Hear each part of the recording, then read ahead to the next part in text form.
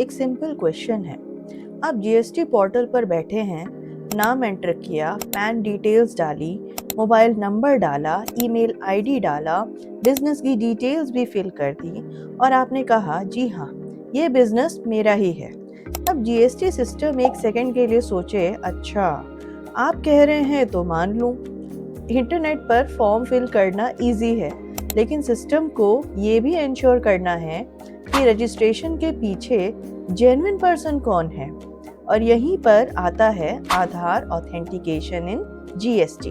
तो नमस्कार, आज हम सिंपल लैंग्वेज में समझेंगे कि जीएसटी रजिस्ट्रेशन में आधार ऑथेंटिकेशन क्या है, कैसे होता है और सबसे इम्पोर्टेंट, क्या हर एप्लीकेंट को बायोमेट्रिक वेरिफिकेशन के लिए सेंटर जाना पड़ता है?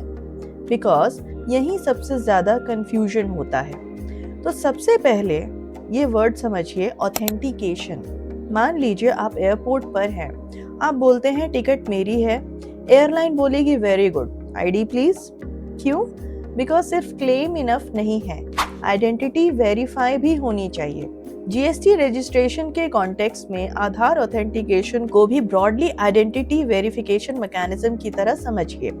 जीएसटी पोर्टल के आधार ऑथेंटिकेशन फ्लो में प्राइमरी ऑथराइज्ड सिग्नेटरी और सेलेक्टेड प्रमोटर पार्टनर के ऑथेंटिकेशन स्टेटस को एप्लीकेशन प्रोसेस में मैनेज किया जा सकता है। अब मान लीजिए नेहा अपने बुटीक के लिए जीएसटी रजिस्ट्रेशन अप्लाई कर रही है। नेहा रजिस्ट्रेशन फॉर्म फिल करती है। एप्लीकेशन प्रोसेस में आधार ऑथेंटिकेशन रिलेटेड ऑप्शन आता है।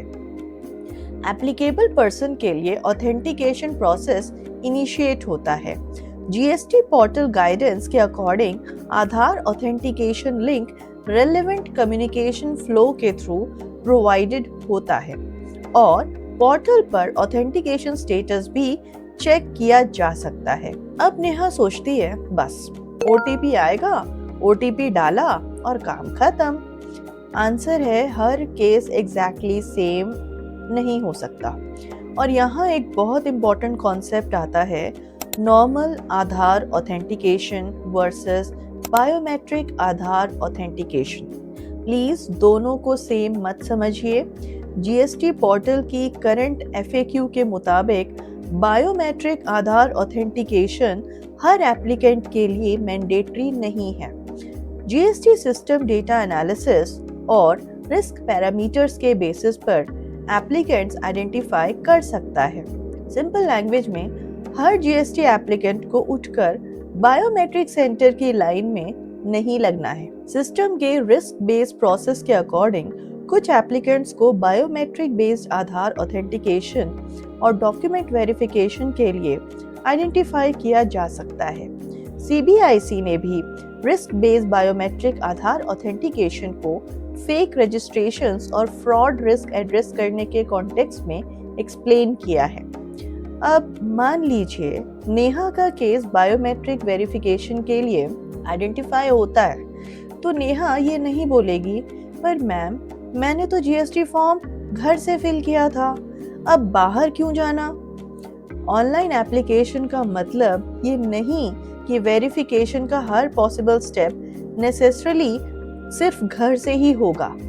करंट पोर्टल प्रोसेस में रिस्क बेस्ड केसेस के लिए डेजिग्नेटेड जीएसटी सुविधा केंद्र पर बायोमेट्रिक आधार ऑथेंटिकेशन और ओरिजिनल डॉक्यूमेंट वेरिफिकेशन का प्रोसेस हो सकता है। अब क्वेश्चन है, गवर्नमेंट ये सब क्यों कर रही है? तो सोचिए, अगर किसी दूसरे पर्सन की आइडेंटिटी डिटेल्स मिसयूज करके फेक जीएसटी रजिस्ट्रेशन क्रिएट कर दिया जाए, fake invoices, fraudulent transactions, wrongful tax credit related activities, problem सिर्फ गवर्नमेंट की नहीं होगी, जिसकी आइडेंटिटी मिसयूज हुई उसके लिए भी सीरियस डिफिकल्टी क्रिएट हो सकती है। इसलिए आइडेंटिटी वेरिफिकेशन का broader objective genuine registration ecosystem को स्ट्रेंथन करना है। लेकिन यहाँ एक प्रैक्टिकल पॉइंट, आधार ऑथेंटिकेशन के नाम पर किसी रैंडम व्हाट्सएप लिंक पर क्लिक मत कीजिए। मैसेज आया, डियर जीएसटी कस्टमर आधार वेरीफाई करो वरना जीएसटी ब्लॉक, नीचे ब्लू लिंक और हम अरे जल्दी क्लिक करो, नो। जीएसटी रिलेटेड प्रोसेस के लिए ऑफिशियल जीएसटी पोर्टल और ऑफिशियल कम्युनिकेशन केयरफुली वेरीफाई कीजिए। ओटीपी किसी अननोन पर्सन के साथ शेयर मत कीजिए। आधार डिटेल्स कैजुअली सर्कुलेट मत कीजिए। टैक्स कंप्लायंस के साथ डिजिटल अवेयरनेस भी इम्पोर्टेंट है। अब एक और कंफ्यूजन, आधार ऑथेंटिकेशन सक्सेसफुल हो गया मतलब GST registration approve? Not necessarily. Authentication को रजिस्ट्रेशन प्रोसेस का एक वेरिफिकेशन कंपोनेंट के रूप में समझिए। एप्लीकेशन की प्रोसेसिंग, डॉक्यूमेंट्स और एप्लीकेबल वेरिफिकेशन रिक्वायरमेंट्स भी रेलेवेंट हो सकते हैं। CBIC's Citizen Charter currently distinguishes registration timelines where Aadhaar is authenticated from cases where Aadhaar authentication is not opted, fails, or the applicant is identified for physical verification. तो please authentication successful हुआ और तुरंत family WhatsApp group में message, breaking news, GSTIN आ गया, पहले registration status check कीजिए। ARN वाला video याद है? TRN continue, ARN track. देखिए, अब हमारी GST सीरीज के कॉन्सेप्ट्स आपस में कनेक्ट होने लगे हैं। तो आज की 3 सिंपल लर्निंग्स। नंबर 1, आधार ऑथेंटिकेशन GST प्रोसेस में आइडेंटिटी वेरिफिकेशन से कनेक्टेड है। नंबर 2, नॉर्मल आधार ऑथेंटिकेशन और बायोमेट्रिक आधार ऑथेंटिकेशन को सेम मत समझिए। बायोमेट्रिक वेरिफिकेशन एवरी एप्लीकेंट के लिए मैंडेटरी नहीं है। It can be risk based as per the GST system. और नंबर 3, आधार ऑथेंटिकेशन सक्सेसफुल होना ऑटोमेटिकली GSTIN अप्रूवल का सिनोनिम नहीं है। अब एक क्विक क्वेश्चन, अगर GST रजिस्ट्रेशन ऑनलाइन है तो क्या आइडेंटिटी वेरिफिकेशन भी ऑटोमेटिकली अननेसेसरी हो जाता है? A yes और B no। कमेंट में सिर्फ लिखिए A और B।